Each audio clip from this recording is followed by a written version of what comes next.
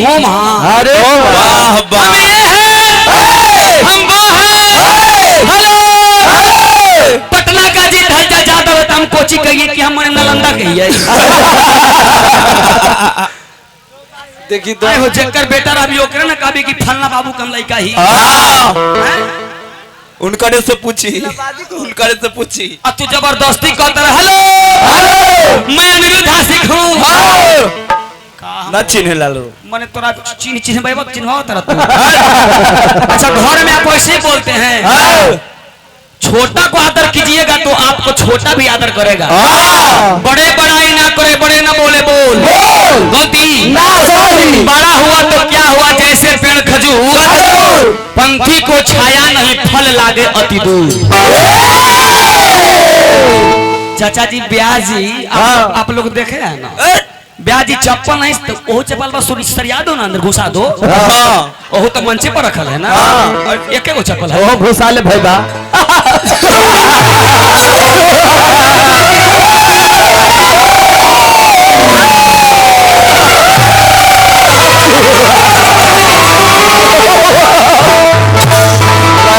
क्या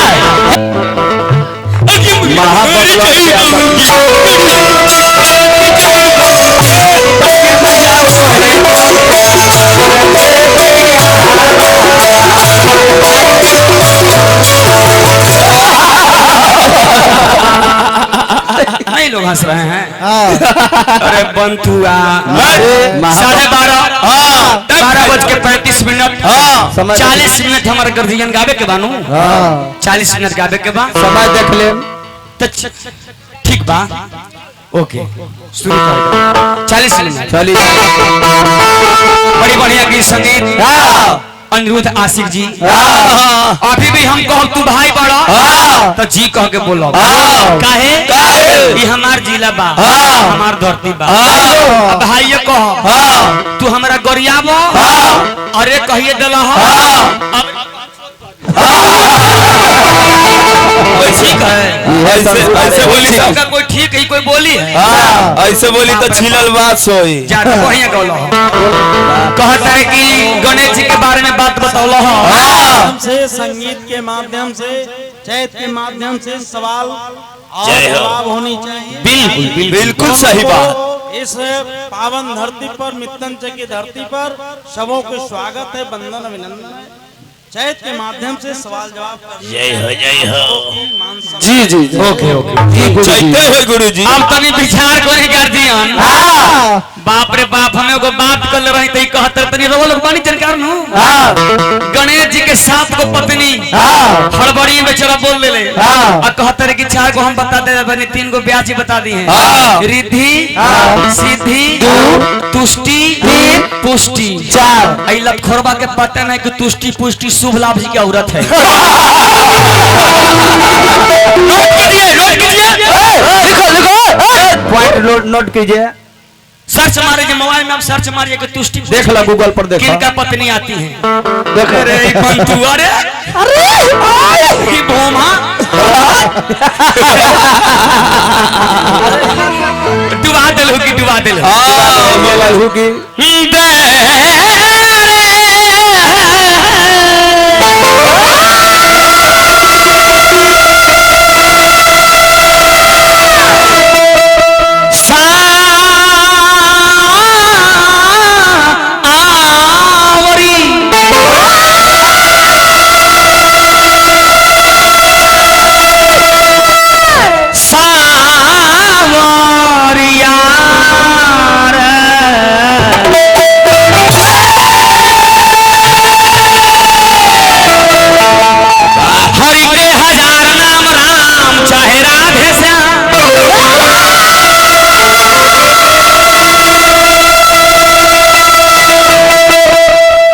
से अजमा लो, गोहरा लो, तू लगा लो।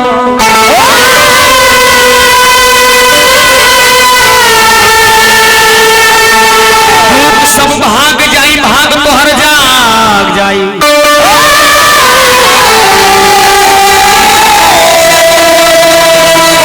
हरि के चरनिया के नेह के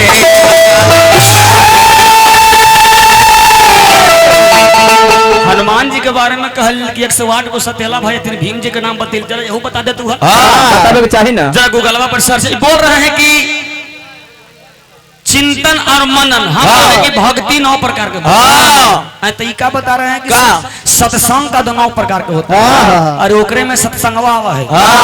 सत्संग 9 प्रकार के सुना हुआ चाचा? नहीं हाथ उठाई तो तनी आप लोग बताइए सत्संग 9 प्रकार के नहीं। अरे चोर धरिछना परिछना के भाई मौगी से मार खा के करो है बड़ाई चाहे ससुराल का भगोलो से ना भागो है और थुथना पर 5 बाल्टी पटौला से वो लड़का बोल रहा है कि अजीत हलचल से बढ़िया ब्यास हमारा शिब्बा ब्यास है। शिब्बा को कुछ चिंता ही नहीं यहाँ और तोरा से बढ़िया ब्यास सरारी में हाले करके दुगो लग गया था श्याम बाबू का ब्यास तोरा से लाख गुना बढ़िया श्याम बबुआ लाख गुना बढ़िया। चैत के महीना बा बड़ी पावन महीना यही महीने में भगवान श्री रामचंद्र जी के अवतार भइल महीना पावन हो तो विचार कर सबसे पहले को भजन से सेवा और बाद एगो चैत के लयदारी तनी गाई और बाद चैता चैती में हमनी के चले के पूजे लायक रघुनायक भजन नालायक आदमी भी लायक हो जाला को भगवान के भजन करके ए बबुआ तो हो जाला नालायक पूजे ला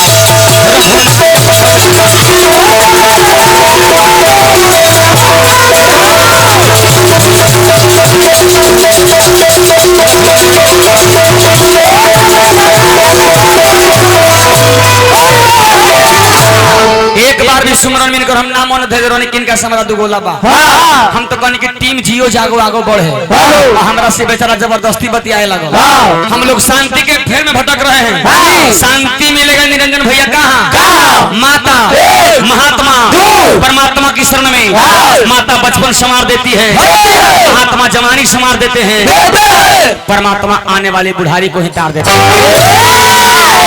लेकिन आदमी 3 तरह से बोलता है ऐसे सब लोग कंठ से ही बोलते हैं लेकिन बोलने का नियम हो गया है माथा से महंत बोलते हैं हृदय से संत बोलते हैं और कंठ से इनका ऐसा लंठ बोलते हैं। आदमी 3 प्रकार से बोलेला जोश में बेहोश में होश में जोश में बोलबो अज्ञानी कहबो बेहोश में बोलबो अभिमानी कहबो होश में बोलबो ज्ञानी कहबो अभिमानी कहबो अजीत हलचल जादव सन खानदानी एगो निमन बात ना खाली हमरा दूसरे में पड़ल बारे ए बबुआ तो सबरी मल हम तारे अरे हरे राम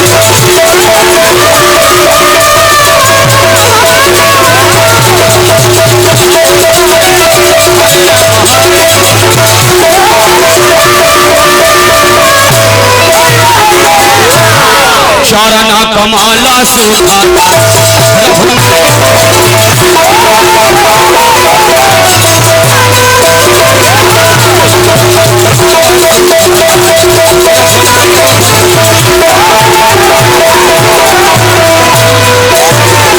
रावण के सहल स्वैरो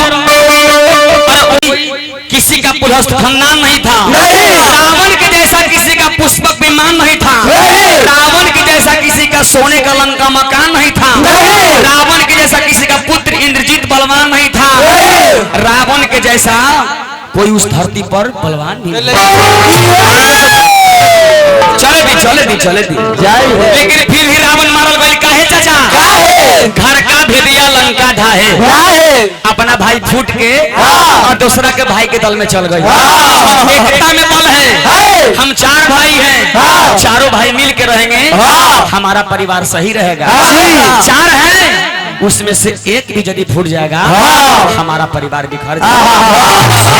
यही कोई गीत बा शीशा टूटे हुल मच जाए और दिल टूटे आवाज न आए सांप डसे तो दोस्त बचाए सांप डसे तो अरे दोस्त बचाए तो दोस्तों से तो कौन बचा, अपनों से तो अरे गैर ही अच्छे, अपने से तो गैर ही अच्छे, घर का भेदी लंका राय, घर का भेदी लंका राय। कहावत पर घर फूटे गंवार लूटे, बाकी सब सपने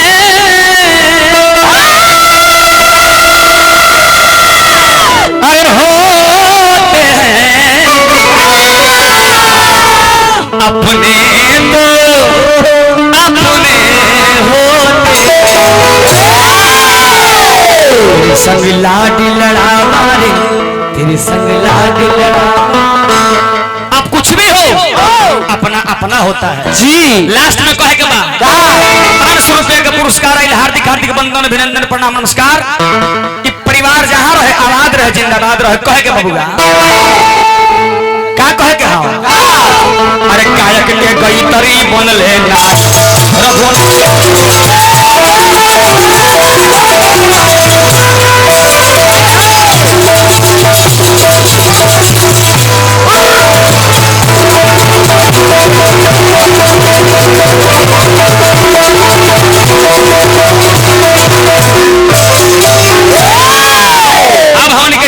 चले के बाद ढेर ब्यास लोग के नियम हो गई माली अन्ना। हाँ हाँ ठीक बात देखत माली तनी म्यूजिकबो बजे में तो लेट न हो जाला, साउंड सिस्टम साउंड खराब बता हम का करी, म्यूजिक बा ना जोड़ाले तनी विचार करी।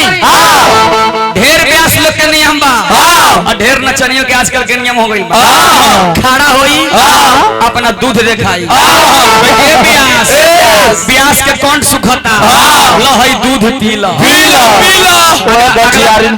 अगला बेरी में देखिए अगला बेरी में दिखाई ला दूध इतने ढेर ब्यास के नहीं हम फोन लगाई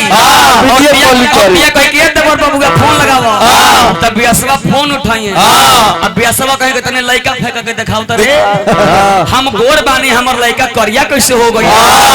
अरे चल गई जमाना, देखिए जमाना चेंज हो गई तो गोल जो हम बहुत तानी दोहरा दिए ध्यान दी छोड़ के भाव तनी विचार करो गावा तारे छोई आ छोई में लटका होला लटका तई लटका के लटका के कहतर की छोई तब जदी अमरूदी पर चल गेल।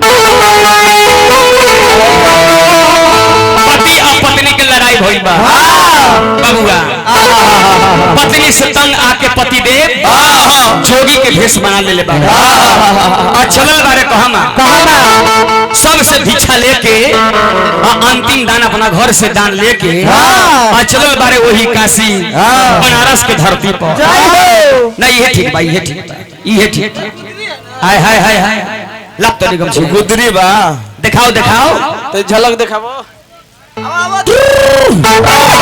कार्यक्रम सब है सुमरन में हमारा शुरुआत रहे तो हम सब गर्जियन के मन रखे खातिर तनी जल्दी में शुरू कर दे कि तनी बाजा बजे चाहे ना बजे टूटी फूटी में हमरा गा देवे के बाद